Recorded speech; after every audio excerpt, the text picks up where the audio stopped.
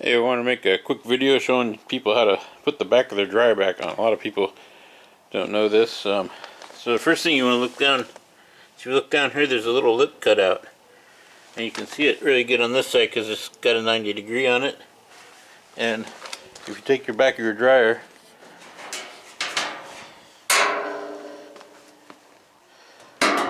the first thing I like to do is drape the cord. You want to make sure you put your, this isn't all the way assembled, but you want to put a stress stop in there, and a lot of times you got to do that before, so you can get to both sides if you need to. Anyways, just drape the cord over there, and then on the bottom of this one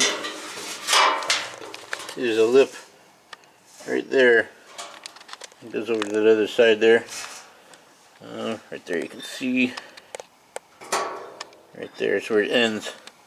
And that just goes in the lip down there that I just showed you. So you should wear gloves when you do this so you don't cut your hands, because sometimes the edges are sharp. So I just tilt it back, and I'm kind of doing it with one hand. It's kind of tricky. I just lock that side in first, then this side,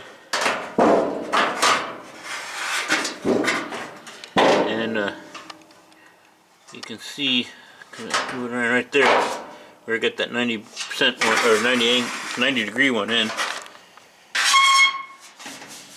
And then you just flip it up here, and it'll line right up.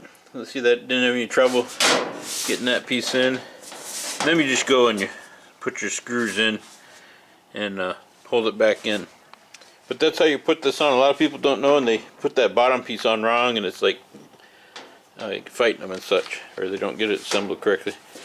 Anyways, hope this helps somebody out. If you like this video, maybe give me a thumbs up. Thank you for watching.